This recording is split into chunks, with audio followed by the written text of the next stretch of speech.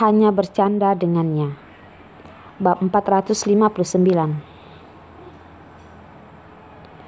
Untuk saat ini, di atas langit terdengar suara helikopter. Beberapa helikopter berterbangan bergantian, mencari tempat yang kosong untuk mendarat. Carson melihat sinyal yang diberikan helikopter, mengetahui bahwa itu merupakan sinyal yang diberikan oleh karyawan perusahaan Essex.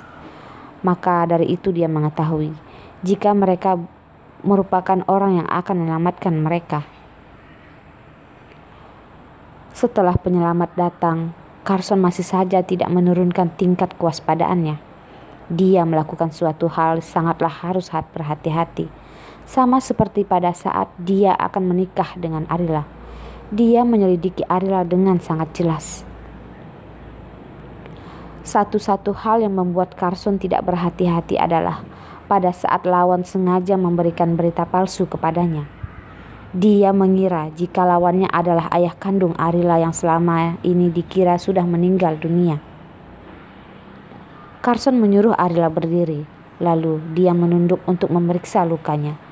Pada saat tadi berenang di dalam laut, lukanya sedikit memutih, tetapi masih baik, sama sekali tidak terjadi apapun. "Aku tidak apa-apa," kata Arila.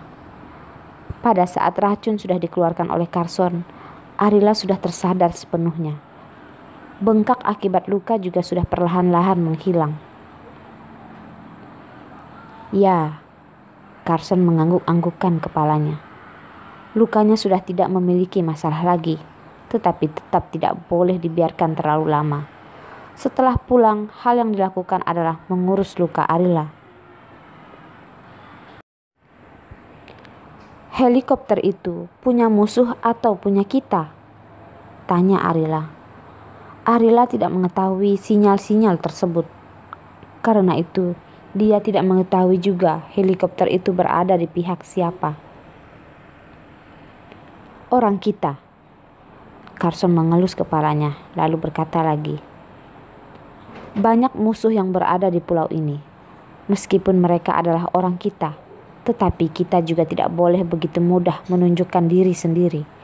Jika tidak, kita bisa bertemu oleh musuh." Arila mengangguk-anggukkan kepalanya. Meskipun Carson tidak mengatakannya, Arila juga sudah mengerti. Melewati pelajaran yang tadi, Arila sudah mengerti.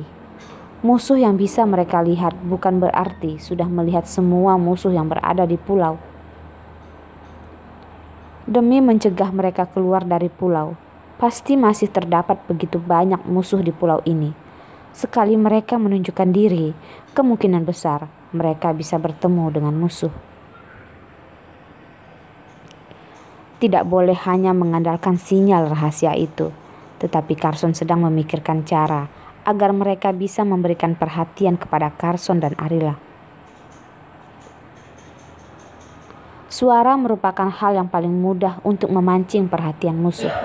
Tetapi pada saat posisi dia sekarang ini, dia melambaikan kemeja putihnya dan memperlihatkan kepada ketinggian puluhan meter.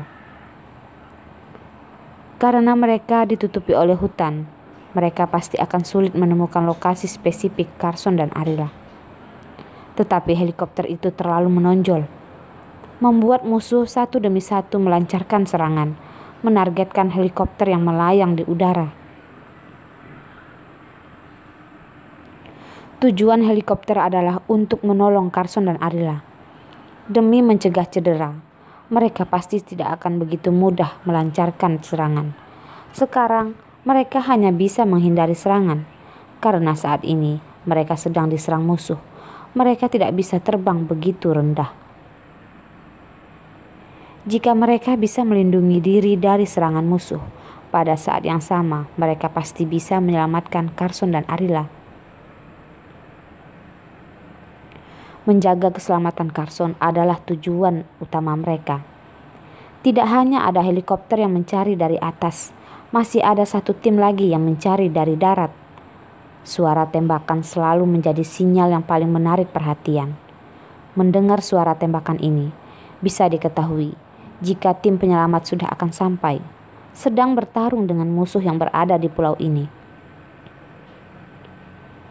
Pada saat ini, helikopter tiba-tiba melajukan kecepatan ke arah depan, dan pada saat yang sama menurunkan ketinggian helikopter. Carson mengetahui jika orang yang memberikan sinyal dari atas helikopter itu adalah Darwin.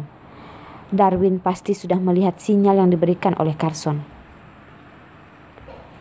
Masih terdapat jarak beberapa meter dari tanah. Darwin menurunkan tangga helikopternya. Carson menggenggam tangan Arila. Satu tangannya lagi menarik tangga, membawa Arila naik ke atas helikopter. Melihat Carson hanya memakai celana dalam, Darwin tidak bisa menahannya dan tertawa begitu lebar. Presiden Carsonku, jika aku mengambil foto keadaanmu sekarang ini, aku bisa menjualnya dengan harga ratusan miliar. Seumur hidup pun, meskipun aku hanya berbaring, aku tetap akan bisa hidup. Tutup mulutmu, kurangi berbicara. Carson menatap dingin Darwin, lalu berkata lagi, "Kamu taruh di mana tas pakaian tentara itu?"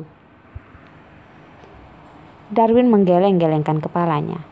Carson menyuruhnya tidak usah berbicara, maka dia akan menuruti dengan patuh, tidak mengeluarkan suara. Carson berkata dengan suram, "Berbicaralah. Orang ini sudah jelas-jelas sedang mempermainkan dia. Pada saat dia tidak ada masalah dan mencarinya, tidak pernah menemukan dia begitu penurut." Mendapat perintah dari Carson, Darwin baru membuka mulutnya. "Aku mengatakan kepada kamu, kamu tidak boleh berkata seperti ini kepada pamanmu. Mau bagaimanapun, aku tetap adalah tetuamu. Bawa kemari tas untuk menukar bajumu," kata Carson, masih menggunakan nada serius yang sama sekali tidak mengubah cara berbicaranya kepada Darwin. Melihat keadaan mereka, mendengar nada bicara mereka, orang yang tidak tahu pasti akan mengira jika Carson adalah tetua. Carson sama sekali tidak pernah menganggap Darwin sebagai pamannya, karena Darwin tidak pernah menunjukkan karisma seperti seorang paman. Tetua yang tidak seperti tetua, selalu bersikap kekanakan. "Terimalah," Darwin sembari mengemudikan helikopter, sembari melemparkan tas berisi baju kepada Carson. Mengatakan hal yang sebenarnya, Carson adalah orang yang sangat menjaga kebersihan. Dia sama sekali tidak pernah ingin memakai baju orang lain.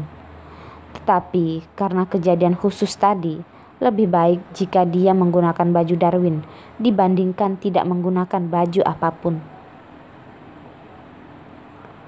Melihat Carson mengganti bajunya, Darwin berkata,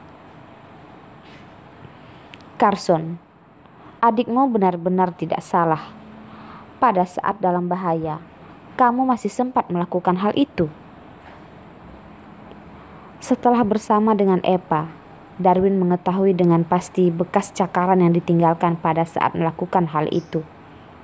Memikirkan bekas cakaran, Darwin merasa punggungnya sakit lagi. Epa seperti merupakan kucing liar tidak tertolong.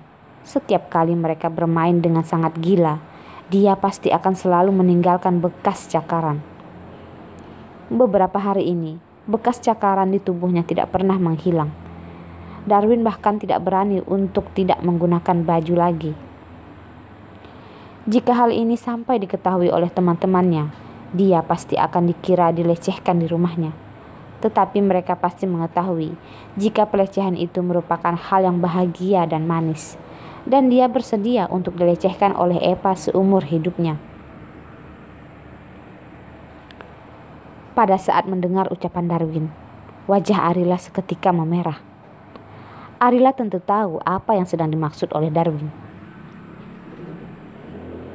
"Darwin, tutup mulutmu." Carson sekali lagi memberi perintah. Sepertinya tidak sepatutnya dia menyuruh Darwin berbicara. Kalian berdua adalah suami istri. Melakukan hal seperti ini sudah normal. Dan lagi, bisa melakukan di tengah keadaan yang mencekam seperti ini. Itu menandakan jika Presiden Carson tidak terkalahkan. Sebenarnya Darwin masih ingin bertanya satu kalimat lagi. Melakukan hal di dalam situasi seperti ini, apakah rasanya sangat menyenangkan? Tetapi dia tidak berani bertanya. Jika dia mengeluarkan pertanyaan semacam ini, dia sudah pasti akan dibuang keluar dari helikopter oleh Carson. Dibuang masuk ke dalam perut ikan hiu. Mengenai menyenangkan atau tidak, dia nantinya baru akan mencobanya dengan Eva. Apa yang dirasakan oleh tubuh sendiri merupakan hal yang paling jujur. Apa yang dikatakan orang lain merupakan pengalaman dari orang tersebut. Tidak ada hubungan dengan dirinya sama sekali. Carson berkata dengan marah. Darwin langsung menutup mulutnya. Sebaiknya tidak usah mengganggu batas kemarahan Carson. Apalagi Carson menganggap Arila sebagai harta berharganya. Membawa harta berharganya menjadi mainan, dia bisa membunuh orang. Dan itu tidak perlu diragukan lagi.